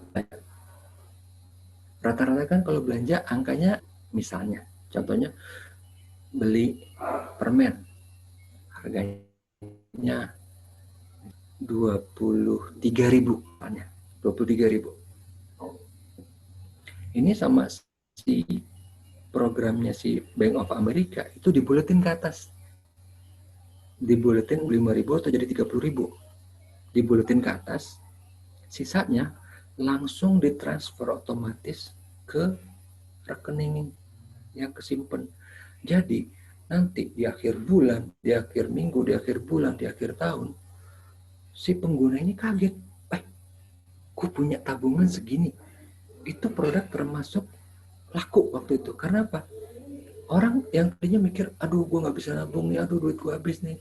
Ternyata bisa gitu, di tanda kutip dipaksa sedikit dengan produk itu. Itu contohnya di perbankan. Oke, sebentar ya, saya pindah lagi. Kayaknya di QA masih ada nggak? Oh, nggak ada. Oke, ada lagi pertanyaan? Masih ada satu, Pak, tapi mau ditanyakan secara langsung. Boleh ya, Pak? Boleh. Oke, silakan Pak Wasi. Tadi Pak Wasi mau bertanya. Assalamualaikum warahmatullahi wabarakatuh. Selamat siang, Bro Yudi. Waalaikumsalam warahmatullahi wabarakatuh. Akhir. Selamat siang. Tadi saya agak telat, maaf. Tadi baru selesai sidang. Cuma tadi pemaparannya cukup bagus. Tapi tadi design thinking itu Anda kan menyampaikan mengenai sistem segala macam ya. Cuma kalau kita bicara di organisasi nih, Bro, kan kita bicara design thinking itu bisa menjadi suatu, misalkan dalam manajemen gitu ya, kan tidak hanya terdiri dari satu orang kan, ya. Nah, persepsi tersebut kan kadang-kadang bisa berbeda dalam kita menyampaikan pola design thinking tadi. Misalnya contohnya dalam suatu perbankan mungkin Bro Yudi kan pengalaman ya bikin sistem. ekspor impor, apa segala macam ya dulu ya di bank-bank yang terdahulu. Nah, itu kan mungkin ada sistem pengawasan ya kan? Di situ desain thinkingnya ada dimasukkan untuk bagaimana mengawasi anak buah, bagaimana mengawasi ini ya sistem kerjanya. Nah, itu kalau perbankan. Bagaimana kalau dalam suatu organisasi ya hal itu diterapkan, padahal sebenarnya tidak perlu pengawasan seperti itu. Apakah perlu kira-kira diterap di dalam membentuk sistem desain ini, perlu dilibatkan orang-orang penggunanya untuk memberikan masukan supaya lebih lebih optimal dan lebih cenderung tidak ada persepsi negatif gitu loh dibentuknya suatu sistem tersebut. Gimana menurut Bro Yudi ya? Seperti itu. Oke. Thank you Mbak Ana waktunya. Sama-sama Pak Wasi. Ini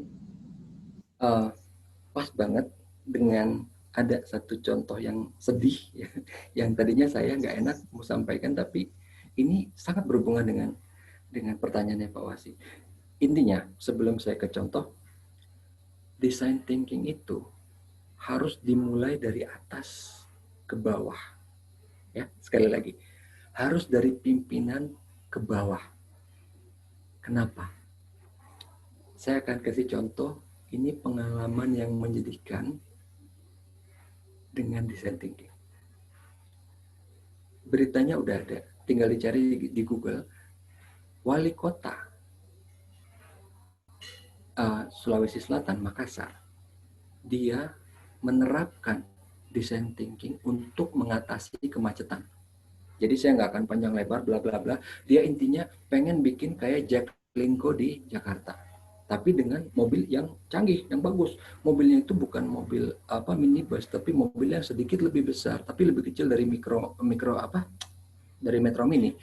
Mobil itu didesain khusus, dalamnya ada wifi apanya segala macam. Project ini udah sampai ke dunia luar. Tahu nggak mandeknya di mana? Mobil ini nggak dapat izin dari Kemenhub. Padahal apa? Ini project semua mulus. Udah sampai ke WHO, UNESCO, apa segala macam. Karena waktu saya cari contoh design thinking, muncul ini satu, Makassar. Saya nggak tahu kenapa nggak disetujuinya. Tapi ini berhubung dengan pertanyaannya Pak Wasi, bahwa design thinking itu harus yang mulai dari atas. Kalau nggak apa, kayak gini jadinya. Jadi prosesnya udah bagus, semuanya udah bagus, bahkan produk akhirnya udah ada, prototipenya udah ada, udah diuji, udah udah semuanya nggak ada masalah. Nah, di situ saya nggak tahu kenapa nggak dapet izin dari Kemenhubnya, karena mobilnya nggak aneh, mobil biasa gitu loh. Dan semua bisnis modelnya udah lengkap, nanti pembayarannya berapa, jadi udah sengaja dipilih biayanya yang nggak terlalu murah, nggak terlalu mahal, tapi fiturnya lengkap apa segala macam bla bla bla. Tapi mentoknya di situ. Di sini kenapa pentingnya design thinking itu harus mulainya dari atas, dari leader, dari pemimpin. Ini approaching-nya harus top down. Kalau enggak akan jadi seperti itu. Itu jadi mungkin insight dari saya untuk pertanyaannya Pak Wasi. Sebentar, tadi saya maaf sambil baca, kalau nggak salah ada lagi ini si David Immanuel ya. Sebentar. Iya Pak. Ciri dan cara atau penanda penting yang terkadang kontradiktif dari sebuah permasalahan, tapi bagaimana menciptakan solusi baru yang melampaui dan mengembangkan alternatif solusi secara dramatis. Bagaimana menjaga mindset yang lebih fleksibel. Oke, nah jadi gini, ini saya rangkum, ini saya nggak terlalu tertanda yang kontradiktif dari sebuah permasalahan. Ada orang yang bisa mengamati. Oke. Ini kurang lebih mungkin sama, bisa saya rangkum gini. Saya akan kasih faktanya dulu. Faktanya, ada penelitian di Princeton yang membuktikan bahwa orang nggak akan bisa berpikir jernih atau nggak akan bisa berpikir kreatif kalau dia masih sibuk ngurusin makan. dia belum sejahtera, dia masih banyak pikiran. Jadi orang nggak akan bisa berpikir kreatif walaupun dia gajinya 50 juta sebulan, tapi perginya pagi, pulangnya jam 12 malam, nyampe rumah insomnia, nggak bisa tidur. Dia juga nggak bisa berpikir kreatif. Jadi orang yang bisa berpikir kreatif itu orang yang hidupnya tanda kutip ya, tanda kutip normal, sesuai dengan alam. Jadi nggak, kalau bahasanya orang Jawa, nggak terlalu ngoyo. Memang ada stimulan yang bisa diberikan supaya orang kreatif. Misalnya, makanya kenapa tempat kerja di Google warnanya seperti apa? Itu ada efek psikologisnya. Kenapa tempat duduknya nggak formal? Kenapa orang bisa duduk di lantai? Kenapa orang nggak perlu pakai baju formal? Kenapa orang bisa pakai pakaian apa aja yang dia mau, yang penting sopan? Itu bisa menimbulkan kreativitas. Jadi disinilah memang ada plus minusnya, bahwa kalau di lingkungan kerja yang memang sudah formal, yang kita tiap hari harus pakai seragam, tuh duduknya harus rapi, harus apa, akan sangat sulit ada kreativitas di situ. Tapi ya itu tadi, manusia akan punya cara. Di lingkungan seperti itu bisa jadi kreativitas dimunculkan di saat tertentu aja. Misalnya, oke, dikumpulkan ini semua orang untuk misalnya ya, contoh, pergi rapat tapi di puncak. Jadi di lingkungan yang bebas, alam yang segar, di ini yang bebas, supaya badan bisa rileks, kreativitas bisa muncul. Itu cara-caranya. Jadi memang kita kan kadang-kadang lihat kan, waduh kenapa sih si ini bisa kreatif banget, si ini enggak. Kita nggak usah lihat itunya, nggak usah dilihat. Yang kita lihat step-stepnya. Karena memang nantinya tiap orang kan pasti beda dong, nggak mungkin sama. Ada orang yang saya bilang di kuliah sebelumnya, ada orang yang nggak harus jago matematik, dia emang mungkin nantinya jadi pemusik, jadi politikus, jadi apa. Jadi misalnya, kok gue nggak bisa sekreatif dia, ya udah, yang penting kita udah lakuin langkah-langkahnya, karena tiap orang akan punya kehebatannya masing-masing gitu. Kayak kalau saya boleh jujur, saya orangnya tuh nggak kreatif banget gitu, karena saya tahu banyak orang yang lebih kreatif dari saya. Cuman kita stick to the ininya aja, metode yang udah proven apa, kita jalanin, that's it. Udah itu aja sih. Sebentar ya, tadi QA ada lagi. Oh enggak, ini yang tadi. Ada lagi sebentar di chat. Di chat nggak ada. Ada lagi pertanyaan? Kayaknya cuman itu aja Pak, belum ada lagi. Oke. Baik, masih ada pertanyaan? Kalau tidak ada, saya akan menyimpulkan kuliah umum kita pada siang ini, yaitu design thinking ini menitik beratkan pada logika, imajinasi, intuisi, dan logika sistematis untuk menelaah kemungkinan adanya atau menciptakan hasil akhir yang diinginkan, dan itu dapat bermanfaat bagi pengguna atau pelanggan. Nah, di sini dalam proses design thinking ini tidak fokus pada masalah, tetapi pada solusi. Jadi bagaimana solusi ini kemudian menghasilkan sesuatu yang melibatkan analisa dan imajinasi tadi.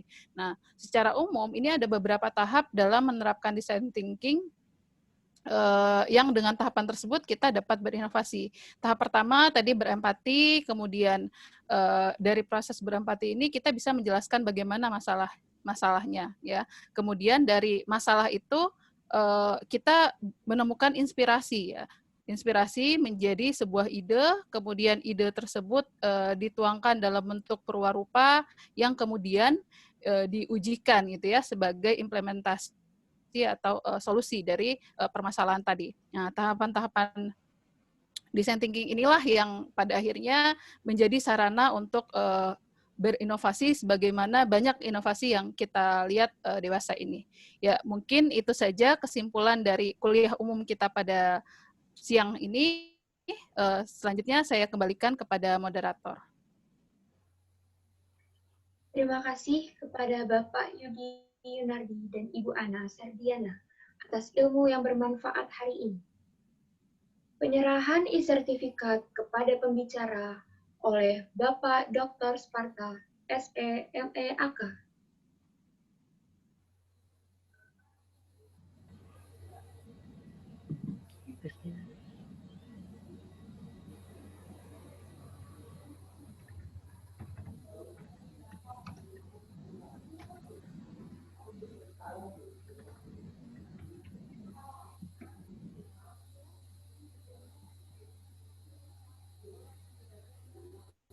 Penyerahan e-sertifikat kepada moderator oleh Bapak Dr. Sparta, SE, ME, AK.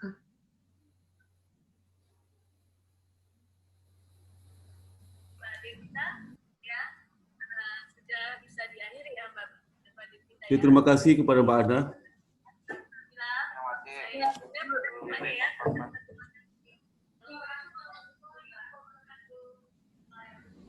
Dilanjutkan dengan sesi foto bersama.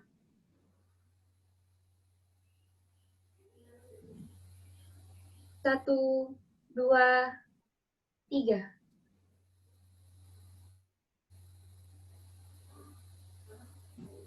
Demikian kuliah umum pada hari ini. Semoga bermanfaat bagi kita semua. Tetap sehat, tetap memperhatikan protokol kesehatan. Semoga Tuhan Yang Maha Esa selalu menjaga kita semua. Dan saya, selaku pembawa acara, Nabila Syariah 2018, mohon maaf bila ada salah kata dan perbuatan. Terima kasih. Wassalamualaikum warahmatullahi wabarakatuh. Waalaikumsalam. Waalaikumsalam warahmatullahi wabarakatuh. Ya, terima kasih Pak Yudi atas waktunya. Terima kasih banyak Pak Yudi Yunardi. Ya. Terima kasih banyak atas waktunya. Yudi, terima Ya. kasih Pak Yudi. Pak Sparta, Pak Mas Mata, Ya. Terima Bu kasih Ana. banyak pada Nabila, Alia, Rahma, Terima kasih Terima Pak kasih Yudi. banyak Pak Yudi. Bang, Fadil Budi Rahma, terima kasih banyak. Kemudian terima Ya. kasih Pak Untok, Rahman, Iya. Pak Rofi, Bu Meta, Pak Adi, Pak Wasi, Pak Atri, Pak Dian, Wasi. Terima kasih banyak atas kedatangannya. Kepada adik mahasiswa semua, terima kasih atas kedatangannya. Assalamualaikum warahmatullahi wabarakatuh. Terima kasih Pak Sparta. Rahman. Ya. izin lab ya. Ya, assalamualaikum. Salam Terima kasih, Bu Wiwi. warahmatullahi wabarakatuh. Ya. Selamat Jumatan, Pak. Iya, Jumatan, ya Pak Bambang. Di sana cepet. Iya. Terima kasih Bu Ana, Bila, Tadi jam Ke masjid, 10 Pak. udah siap. Iya. semua panitia, makasih ya. Terima kasih ya. Sukses ya. Assalamualaikum. Mohon pamit ya. Pak Suraman, sholat ke Ya. masjid, Pak. Suraman.